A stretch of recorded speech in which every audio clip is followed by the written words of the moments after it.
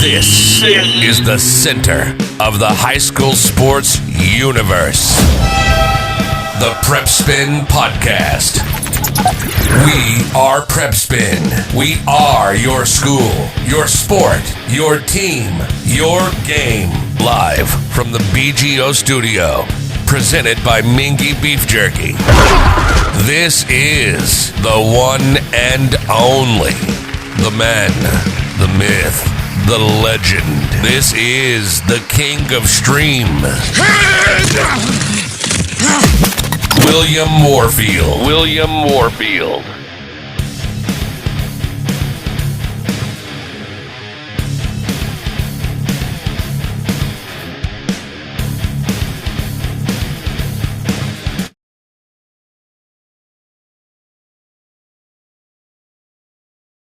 What's up, everybody? William Moorfield here with you, and we got Dr. Huff will be joining us here shortly. I tell you what, let's see, the governor is on right now, so we're going to kind of halt and hear what Governor Andy Beshear is going to be talking about today in the coronavirus battle. So I think we're going to, let me actually... Dr. Huff. I see Dr. Huff there. Let me see if we can get Dr. Huff on here in just a second, and we'll be right back here live with Talking Sports here on the Prep Spin Podcast.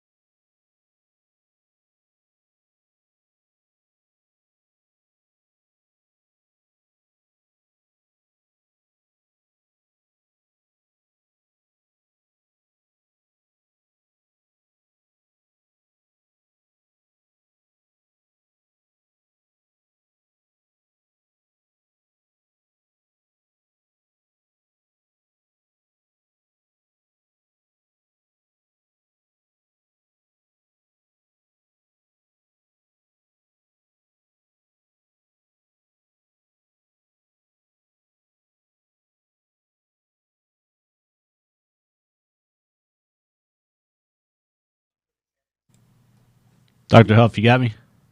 There, yeah. Hey, how's it going? Hey, it's going good. Let me go ahead and roll this intro again, and then we'll come right back on air, okay? Okay, perfect. All right.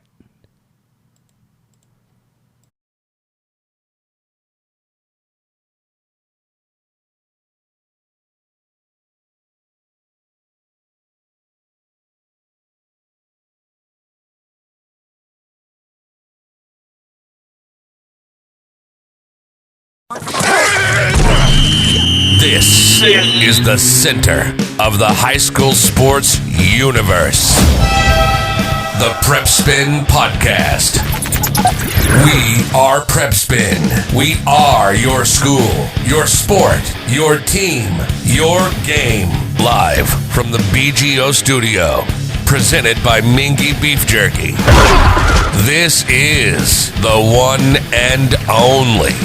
The man, the myth, the legend. This is the king of stream.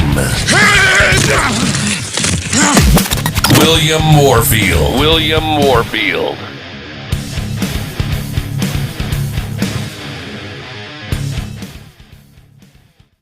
All right, everybody. Welcome into the show. William Moorfield here with you. And I want to go ahead and bring in Dr. Wallace Huff into the studio. And Dr. Huff, how you doing? I'm doing well, considering all. I think everybody's making the best of the situation that we're in. Yes, sir. I know, it certainly has changed the way that we operate during our daily activities and stuff. How's that changed you, Doc? It's changed dramatically. Obviously, most of the stuff that we do is elective surgery, so, we're not allowed to do any of that. So we're trying to be innovative and meet the needs of our patients. Obviously, everybody's just kind of taking a step back and laying low and trying to do the work to hopefully protect the weakest people in our society who are susceptible to this virus the most. And I think it seems to be working. What we're doing, it looks like the data that's coming back shows that things seem to be helping. So I would just encourage everybody out there. This is a real threat to a lot of people, and I think I would congratulate everyone for the efforts they've made and what they're doing, and to keep it up for a couple more weeks. And then I think once we get past 2 or 3 more weeks, we'll hopefully be back, getting more back towards normal kind of behavior. But we're just mostly seeing patients in the office, as few as possible in the office, except for emergencies, and a lot of telemedicine visits. We had telemedicine already in operation in our practice, fortunately, and so we've used that to a much greater degree than we have in the past with the recent crisis. So it's been a nice thing to have already set up and available, and I think patients have responded pretty well to it. Yeah, telemedicine, you hear that term a lot here, especially this past couple of weeks, but you guys were kind of ahead of the curve with that.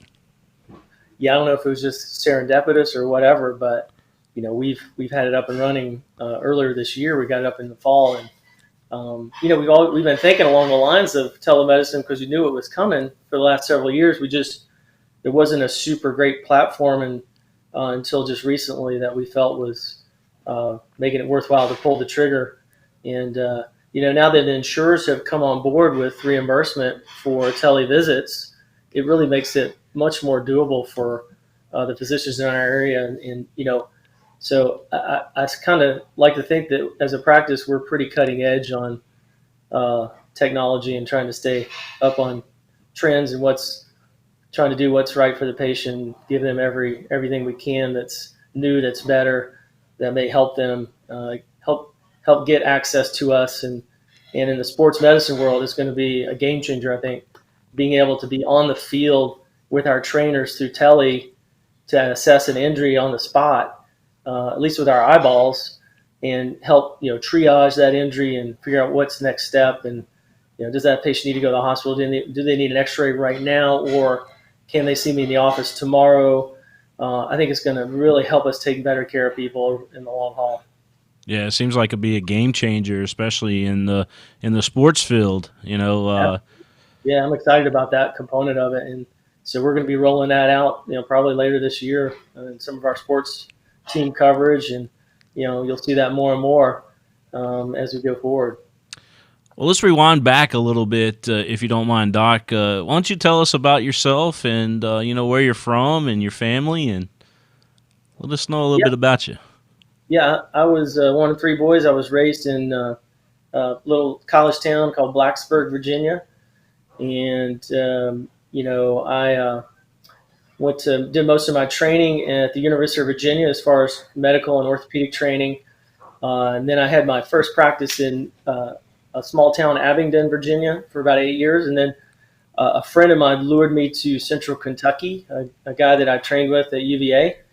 And I've been here since 2007. I joined BGO in 2010, which was a great choice on my part. And it's been a really good practice for me to be in. It's just a great group of guys, and they've been growing. And I have a beautiful wife of 26 years.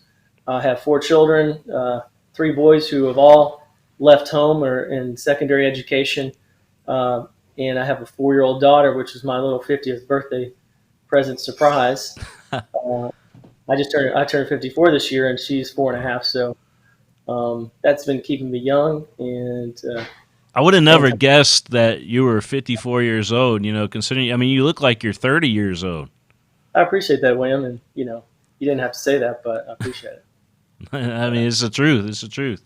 So, we talked a little bit about, the virus going around and things like that, and how it's kind of changed the business a little bit. But what does your normal practice look like, Doc? Yeah, I'm pretty busy and stay pretty steady most of the time. My practice is pretty much 50% surgery, 50% office.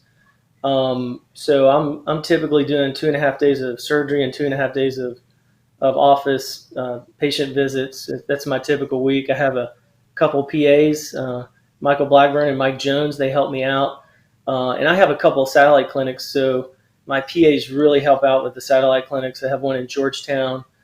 As you know, we cover Scott County sports teams, and then I have one in Somerset and one in Rockcastle. We cover Rockcastle High School, and so those guys really help me out a lot in terms of my ability to coverage a wide patient base. So the mix of office and surgery to me is a good mix. I treat really patients of all age groups because I do sports medicine and I do some total joint work as well. So I feel like I get a good mix of patient age groups, but I would say most of my practice is more on the younger side. But our tagline at BGO is athletes of all ages, and I really, I'm 54. I could still consider myself a competitive athlete. I did Ironman triathlon 10 years ago, and I'm still doing races now. Wow. Doing runs and trail runs and mini triathlons, and I'll probably do another full Ironman at some point. It's just hard to find the training time for that, but I like to work out and stay healthy, and I think it's important as a physician to model the things I tell my patients. Exercise is the best medicine, and staying fit is probably the best thing you can do to stay young. And so I'm trying to live that out and be an example for my patients. And it's fun for me. I enjoy sports. Yeah. And so I understand the mind of the athlete and what it's like not to be able to do what you like to do. And I really get a lot of joy out of getting my patients back to what they like to do. So, what is some of your favorite surgeries to do? My concentration is really hip, knee, and shoulder, and I do a lot of arthroscopy of those joints, and I do primary total knees and total hips. So it would be hard to pick one procedure. I really like arthroscopy of all those joints. I like ligament reconstruction in the knee and meniscus repair, and I do a lot of rotator cuff labral repair in the shoulder, and same thing in the hip, labral repair in the hip, and those would be all a tie for me. In addition to, I do a custom knee replacement, which I really love to do, and an anterior hip replacement. So I would say it's a 5-way tie between those 5 things. Yeah. So I mean, obviously, you got into medicine. What is it? 18 years ago is what I read. Is it 18 years ago? Well, I started practice in 1999, so I'm longer. really 20 years. Yeah, 21 years in practice. Hard to believe it's been that long. I think I'm got another 15 to 20 left, but I feel good. I think I'll be able to keep going for another 20 years at least. What got you into medicine to begin with? Good question. My dad was a dentist, so I was around doctors growing up a lot. And one of his good friends, his office was at the hospital across the street from my dad's dental office, and he was an orthopedic surgeon. Turns out I ended up dating his daughter in high school, and that's how I met him. And he invited me to work in his office one summer. So he taught me how to put on casts and took me to surgery, and we ate lunch in the hospital cafeteria. And I saw the kind of stuff he was doing, and I could really see myself doing that. It really looked like a lot of fun. And I think a lot of things you do in life are based on the people you work with and your mentors. And so that's how it all started. And so, I think after that, I was pretty much hooked on orthopedics. Man, talk about trying to impress your girlfriend's dad. That's pretty impressive. But the funny thing is, my relationship with him lasted longer than my relationship with her. So That's good. That's yeah. good. So, you talked about being in Virginia, Blacksburg, obviously a big college town, but why Lexington? Why BGO? Well, it was sort of divine. It was just a divine move to Lexington. It's not any place that I had looked at before. I was in a group in a small town in Virginia doing, a really busy group, but I wanted to really modernize my practice, and because of the small size of the practice, I really wanted to have a surgery center and have, multiple specialties of, people, partners that I could really treat anything that came in the door, kind of a one-stop shop kind of thing. That was kind of what I was looking for, and just a dynamic group. And so I started looking at Lexington, and I worked a couple years and looked around all the different groups in town. And I interviewed with a lot of different groups in town, and there's a really good group of doctors in Lexington in general. I think our population there's really fortunate to have the quality of physicians that we have, really in all specialties. So there's no bad doctors really that I can see in our area. But when I looked at BGO, it was just a dynamic place. It had a lot of potential. It was an independent practice that was going to try to stay independent and not be bought by a hospital, or so autonomy was a big thing for me, is being able to be flexible and dynamic as a group, and being able to call our own shots, and trying to do the best we can for the patient, to give them the flexibility and accessibility of care without having to wade through a lot of red tape to get to us, and just to get a good experience. So when I interviewed with that group, it was clear to me that that was the group I wanted to be in. And so I've been there, over 10 years now. Just celebrated my 10th anniversary at BGO. Oh, congratulations! And, yeah, I couldn't be happier. I mean, we continue to grow. Our sports medicine component of our practice has grown tremendously over the last 5 years, and I credit a lot of that to our head of sports medicine, Andrew Carlson. We've worked together a lot to help build that, and we just hired Dr. McGonigal. He's a new addition. He was an Andrews sports trained surgeon. He's been in practice now for almost a year with us. And so, we just keep adding quality physicians. I really think there's nothing that we can't take care of from a musculoskeletal condition standpoint. So, and it's not hard to get to us. We're right there off Richmond Road. It's usually not a problem with parking, and you can get in there and get out. It's usually not a lot of wait time. Hopefully, we try to be cognizant of honoring the patient's time, treating them with kindness, making sure they have a VIP experience. We want them to come back because they were not only treated with excellence and with skill, but also with kindness and compassion. Because I think all the guys in our group really do care about the individuals that we treat. We're there for them. We're not there to see what we can get from them, but we're there for them. We want them to see them get their needs met from a musculoskeletal standpoint, and we want them to feel like we care about them, because we do. Yeah, absolutely. And you mentioned technology. We were talking about the telehealth earlier. But when you walk into your Richmond Road location and you see all the different equipment that's there, you guys got the artificial turf, first of all. That's pretty cool. And then, yeah, who doesn't love turf? It's great. Yeah, I mean, it's outstanding, walking in there, because it really does feel like, a sport environment in that particular area of the office. But you've got all these different machines and things in there to help people get back in the game. Yeah, I mean, we got the latest stuff. Lots of things that, your average PT department would not typically have. So, our therapists are well trained. They really treat our patients well. I mean, I hear time and time again, patients come back and rave about how good their therapy was, and how their therapists were really attentive to their needs and really knowledgeable about what was going on with them and how to get them to the level that they need to safely. Um, and the equipment is a huge part of that. We have the anti-gravity treadmill. Yeah. You can get on that and decrease the joint reaction force so that you can start running much earlier than you would normally run after some procedures that may be at risk for high impact loads. So things like that are just one example of the things that we can do with a space like that. Yeah, just to describe what you're talking about with that, it's kind of like this airtight bubble that you're in from the waist down that that helps you get back in the game as far as your knees and your lower half there.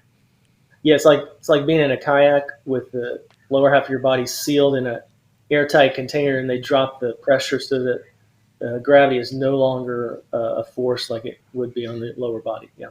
Yeah, we've heard some amazing stories of people getting back a lot sooner, using that piece of equipment. So that's pretty cool. But BGO, as you mentioned, you guys continue to grow. Yeah, I think it's been a healthy, steady growth, and we're just trying to meet the needs of our city and the surrounding area. And we love what we do. We want to do it with excellence, and as we grow, we're able to do that even better. Yeah, and I know surgeons are often, all the time, busy folks. What do you do in your downtime? Any good movies you catch? Or I know you said you did some running and things like that, but what do you do? Yeah, I work out every day about 5 a.m. So I'm one of those crazy people that gets up and works out before work, and that kind of keeps me sane. Get some of that energy out that needs to get out and keeps me healthy. But I've got a 4-year-old at home, and my boys are kind of grown up and they've left the house, but I've still got her to chase around. Yeah. So that takes a lot of my time. We like to spend time together, and she's my only daughter, so I can't ever get enough of that. So that's a lot of my free time there, and it's very therapeutic. I just hope I have the energy to keep up with her in the next 10 years, but that's why I do Ironman. I totally feel you on that. I've got a 4-year-old myself. I know Andrew's got a daughter as well, and talking about a blessing, man.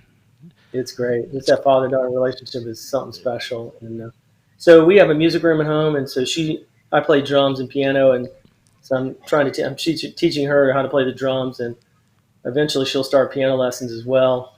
So we're very musical. And I find that to be really a lot of fun.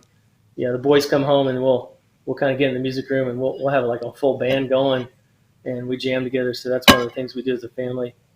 And then we like to get outside and take walks and hike and be active and participate in sports and stuff like that. Andrew tells me that you have a strong faith and that you're very involved in services and missions. Yeah, I mean,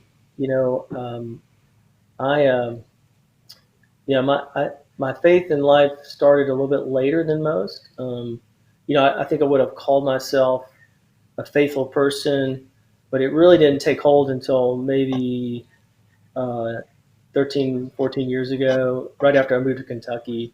I found a great church locally, and I was really able to, I would say, start a relationship with God for real, like not just label myself a Christian, but say, this is the real deal. And then, after that, things kind of changed for me. I was more focused on what I could do rather than for God instead of what he could do for me. And part of that was, just in addition to what I do in my profession, just loving people through orthopedic care.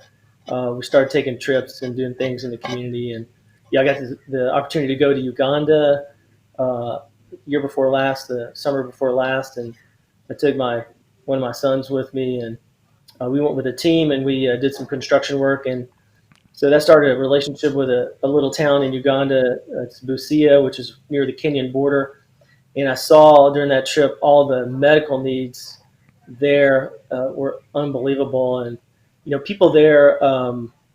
Suppose you have a broken forearm that needs surgery.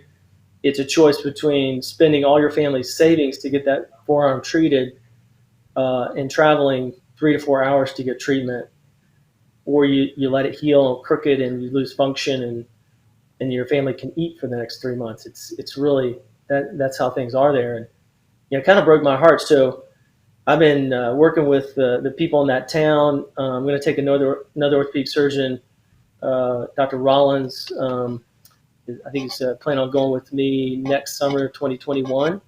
We're going to do a medical mission trip, take a team, and there's a hospital there that we can work in, and we have to take all our supplies, but we'll be able to do a lot of surgery and orthopedic care. We're going to take some other specialties with us and really try to meet the needs of that one town. Since I got to know the people there, it would be kind of neat to just try to meet their needs and do everything we can. And part of that would be some education. There's a general surgeon locally, and I've been working with him. I'm trying to teach him orthopedics. Mm-hmm. So there'll be some education with teaching orthopedics so they can provide, hopefully they can sustain some of the orthopedic care on their own in the future, and maybe start a emergency medical fund for them so that in an emergency they have something to tap into, and then try to garner support for that so they can keep that going. So that's kind of the plan going forward with this place in Uganda. So I'm really excited about that. That's amazing, and that's definitely God's work right there. That using you as a tool to do things like that. Using all the great things that and putting it to work in other parts of the world.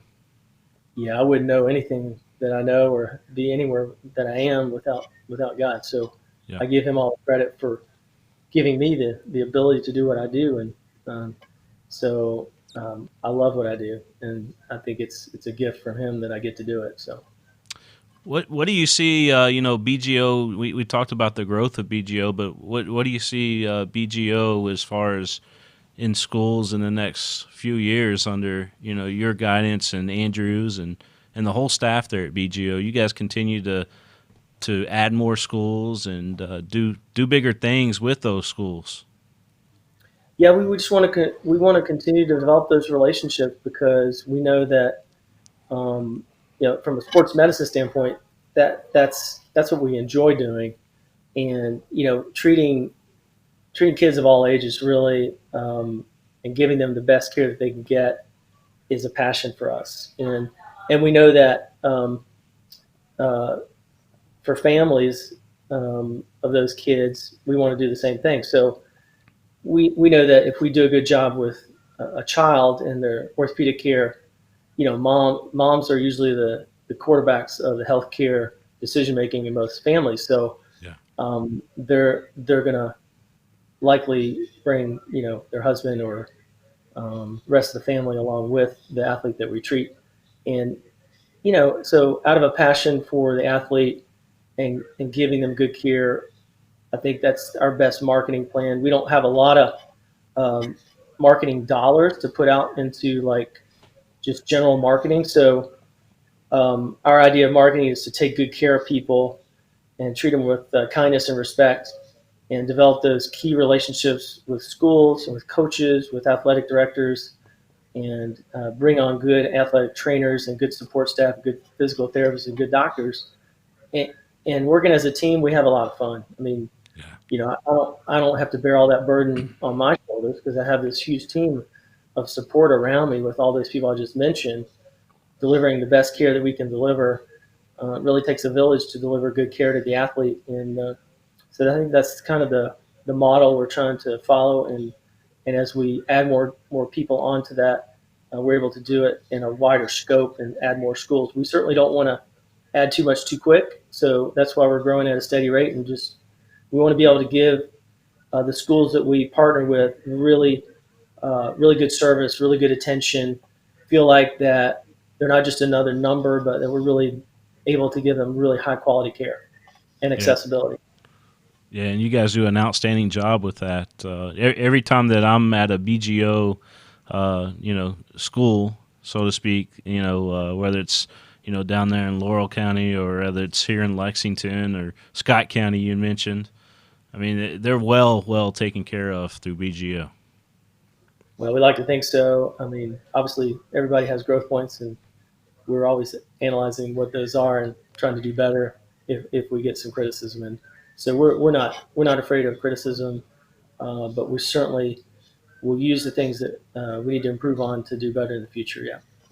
Do you have any favorite sports teams? I was always a Virginia Tech guy just because I was raised there. As far as college, and then I went to UVA, which is kind of weird because they're bitter rivals. So I like the Wahoos too.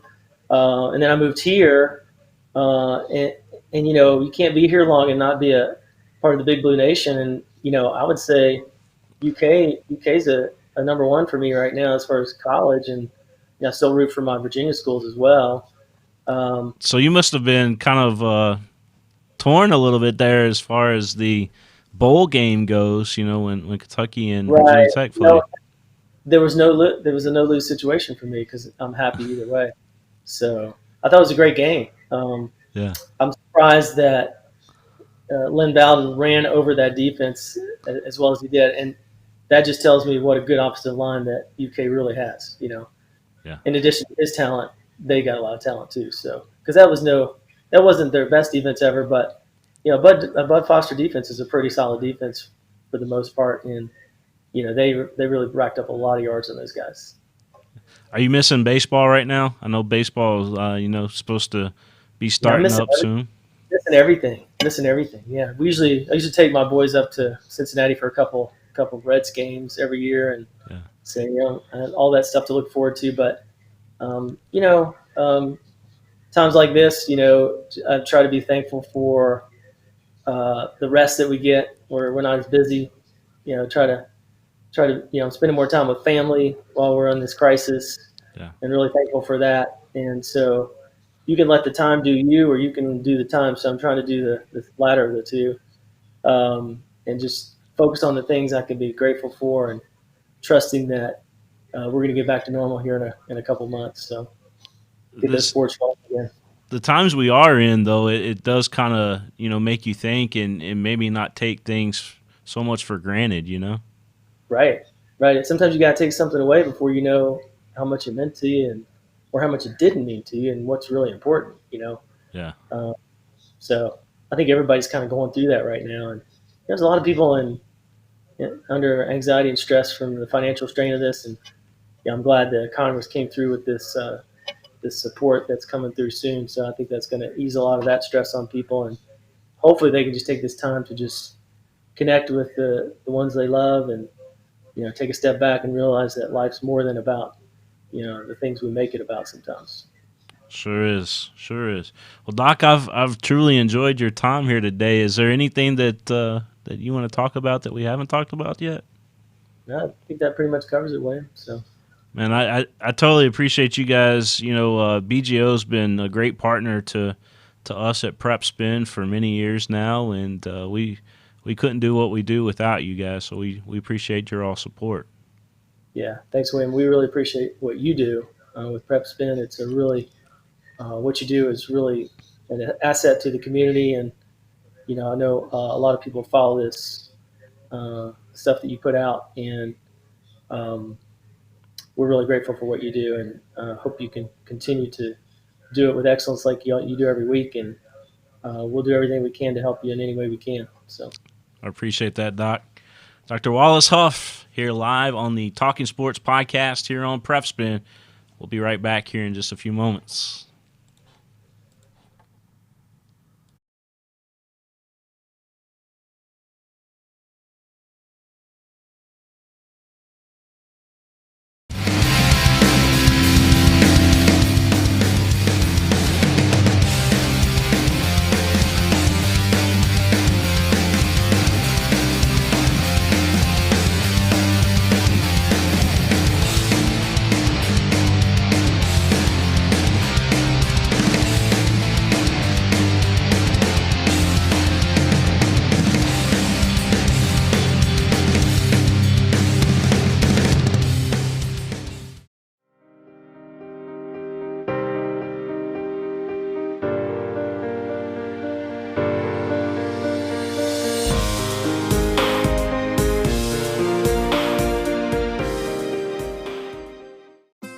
where it all started, right here on this farm.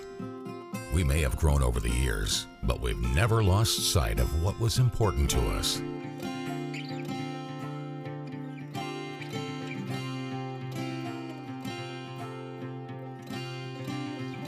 We're continuing that tradition today, and we always will be for generations to come. Atkinson, Sims & Kermode is a firm you already trust and is now partnered with a face you know. Your experienced and local bankruptcy attorney, Mark Bubenzer, joins our firm to better serve our Frankfort community. We are here to help you get back to what matters most. We are involved at every step, guiding you towards relief. Start your bankruptcy for as little as $78. Visit our Frankfort office on St. Clair Street or go to ask-law.com to take the first step towards a new beginning.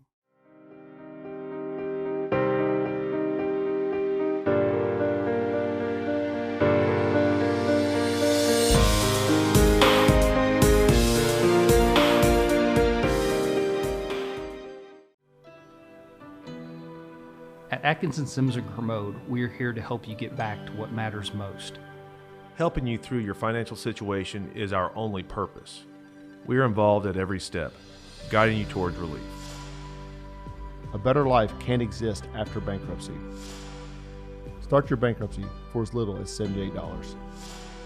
Call us today and take the first step towards a new beginning.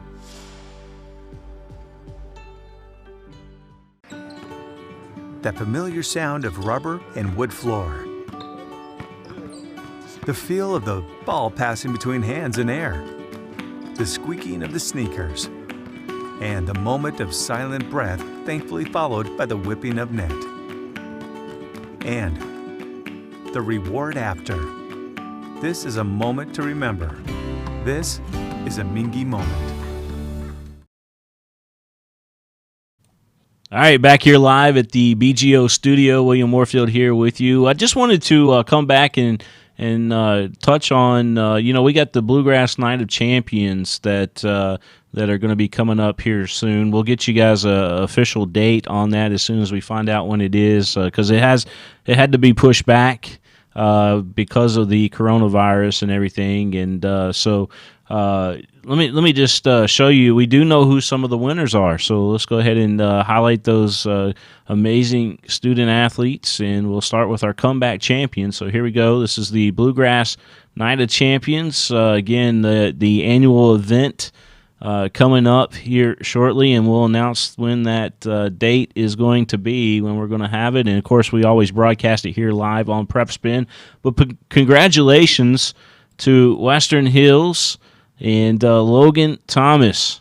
Great comeback story that you'll be hearing about with her. She's our comeback champion for the BGO Night of Champions 2020. Also want to congratulate Jace Bowling of the South Laurel Cardinals. You'll see there, matter of fact, you see that he's got a prosthetic leg there, and man, can you imagine playing high school basketball at the level that South Laurel does down there in that 13th region with a prosthetic leg? You can see why he's going to be our comeback champion. It's just an amazing story that you'll hear from him as well. And then here's some of the other award winners. We'll go over them real quick. Austin Lay of Bourbon County High School. Eli Goggin of Boyle County High School. Boyle County has another one in Ferris Alaham, I believe is how you say that. And I apologize if that's not how we say that, but want to just get these folks out there. Peyton Gash of Dunbar High School. Kaylee Riddle of Estill County High School. Hannah Curry of George Rogers Clark High School. Buddy Goodwin of Henry Clay. Olivia Greinke of Henry Clay High School. Van McKinley of Henry Clay. Alexis Brock of Lexington Catholic. Lexington Christian Academy has Alicia White. Mackenzie Buckler of Lexington Christian Academy. Destiny Dooley of Madison Southern High School. Maggie Little of Sayre High School. And then Philip Gardner of Scott County High School. Congratulations to all those winners. the achievement winners there. Of course, everybody knows the keynote speaker now. There he is, Dallas Robinson. He's going to be the keynote speaker at the Bluegrass Orthopaedics Night of Champions. They keep continuing to have stars be their keynotes. Last year, it was Jacob Tammy. This year, Dallas Robinson. Amazing. And then, of course, it all will be broadcast live right here on Prep Spin. And it's a night that you don't want to miss. And, there'll be tables full throughout the event. Everybody sits down at these nice tables that are candlelit. It's just an amazing night for these student athletes and a great achievement. It's kind of dressed up like the bigger award shows that you see on TV. But BGO puts this on, and they put a lot of money into it. It's a special, special evening for these student athletes. I encourage more schools next year, get out there and vote.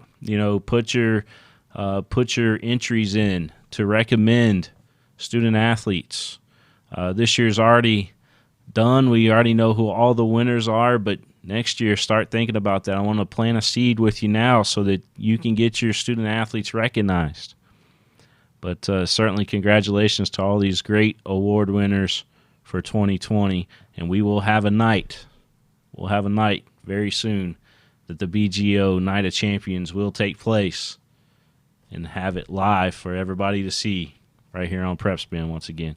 I want to thank Dr. Wallace Huff once again for joining us here tonight.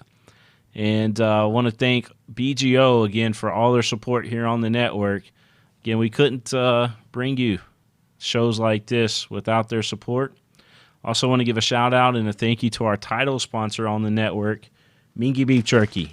Mingy Beef Jerky, the official game day snack of Prep Spin. Again, we could not do what we do without those fine folks who step up. Atkinson, Sims, and Kermode, we're going to hear from Mr. John Sims later on tonight as we bring you another segment of the show.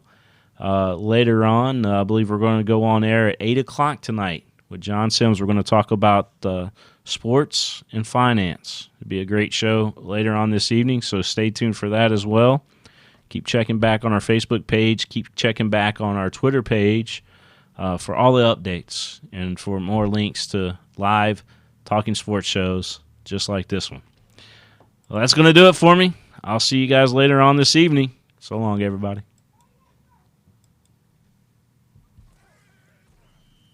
This is the center of the high school sports universe. The Prep Spin Podcast. We are Prep Spin. We are your school, your sport, your team, your game. Live from the BGO studio. Presented by Mingy Beef Jerky. This is the one and only. The man, the myth, the legend. This is the king of stream. William Warfield.